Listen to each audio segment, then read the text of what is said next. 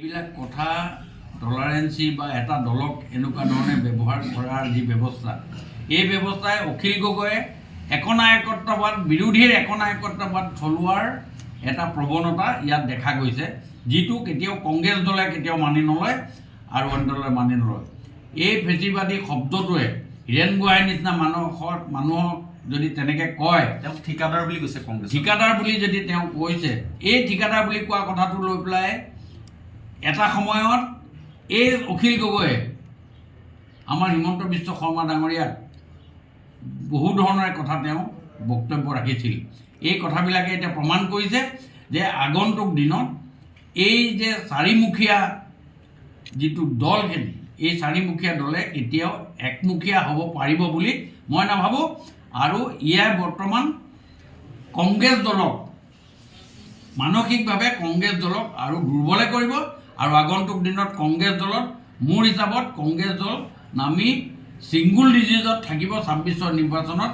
যদি এই ধৰণে তেওঁলোকে এই ব্যৱস্থা কৰি থাকে, মিত্ৰজোঁটৰ লগত তেওঁলোকে যদি সংযোজিত হৈ থকাৰ ব্যৱস্থা ভাবে, নেক্সট ২৬ৰ ইলেকশ্যনত কংগ্ৰেছৰ ১০টাতকৈ তলৰ চিটলৈ নামিব বুলি মই ঠাউৰ কৰিছোঁ। অখিল গগৈ কাহাৱত আছে যে বাঘে, পানে আৰু ছাগলীয়ে তিনিওটাই নৈ এখন পাৰ কৰিব লাগে। এই নৈ পাৰ কৰিবলৈ যাওঁতে যিখিনি কষ্ট হৈছে, যিখিনি অৱস্থা হৈছে, বাঘটো পাৰ কৰিলে ছাগলীয়ে পাণখন খাব, পাণখিলা পাৰ কৰিলে বাঘে ছাগলীটো খাব। এই অৱস্থা এটা যিটো আজি কংগ্ৰেছৰ বা মিত্ৰজোঁটৰ বিৰোধী মিত্ৰজোঁটৰ জোৰ জবস্তি কৰাৰ ব্যৱস্থা কৰিছে, সেইটো মোৰ ভাষাৰে আকৌ এবাৰ কৈছোঁ যে ভঙা চিচা কেতিয়াও জোৰা নালাগে। যিমান আপুনি এঠা লগাওক, ই কেতিয়াও জোৰা নহয়। আৰু এটা অবাস্তৱ, আজিৰ ডেটত আপোনালোকে ভাৰতীয় জনতা পাৰ্টীৰ আৰু মিত্ৰজোঁটৰ প্ৰাসংগিকতা আমি কোনখিনিত আছোঁ আৰু তেওঁলোক কোনখিনিত আছে। তেওঁলোকে কিতাপ গোটোৱাই অনাই নাই, কিতাপ দোকানতে আছে, কিতাপ দোকানৰ পৰা কিনাই নাই, কিন্তু ভাৰতীয় জনতা পাৰ্টীয়ে কিতাপ পঢ়ি এতিয়া ৰিভাইজ কৰি আছে। সেইকাৰণে আজিৰ ডেটত বিৰোধী ঐক্যমঞ্চৰ কোনো প্ৰাসংগিকতা নাই। আৰু যোৱাকালিৰ পৰা আজিও ফেচবুকত একলা চলৰে নীতি আৰু বিভিন্ন ধৰণে বিভিন্ন ভাষাৰে তেওঁলোকৰ যিটো স্পষ্টবাদিতা, এই স্পষ্টবাদিতাই প্ৰমাণ কৰিছে আগন্তুক দিনত কেতিয়াও বিৰোধী ঐক্যমঞ্চ একে হ'ব নোৱাৰে। উচ্চ আকাংক্ষী হোৱাৰ কাৰণে এই কথাখিনিত বেছি ধৰণে প্ৰভাৱ পৰিছে। আৰু তেওঁ যিটো মনত এটা খঙৰ ভাৱ, এই খঙৰ ভাৱটো লৈ পেলাই তেওঁ যি ধৰণে আগবাঢ়ি যোৱাৰ চিন্তা চৰ্চা কৰিছে, এই চিন্তা চৰ্চাৰে অসমত ৰাজনীতি কৰা হ'ব নোৱাৰে।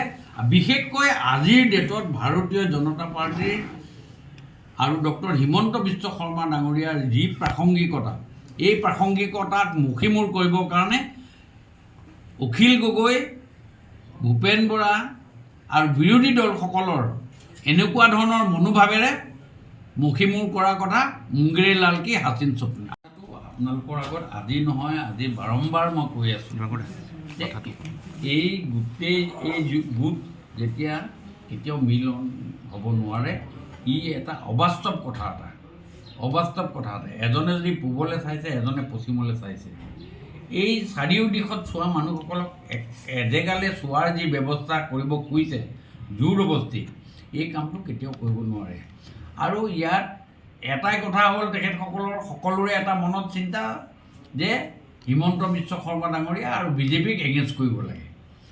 সেই মনোভাৱেৰে তেওঁলোকে যি ধৰণে ইয়াত আগবাঢ়ি যাব খুজিছে, সেই আগবাঢ়ি যোৱাৰ ক্ষেত্ৰত তেওঁলোকে যথেষ্ট বিফল হৈছে বুলি যোৱাকালি যিটো ঘটনা হ'ল, সেই ঘটনাই প্ৰমাণ কৰিছে।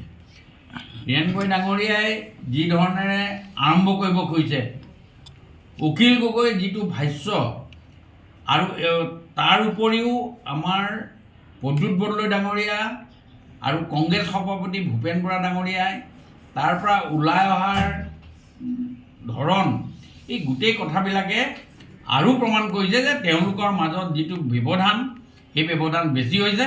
আৰু মই নাভাবোঁ যে তেওঁলোকে আগন্তুক দিনত যিকোনো খবৰৰ বাবে যোগাযোগ কৰক 7099017330 লগতে 7099017110 নম্বৰত।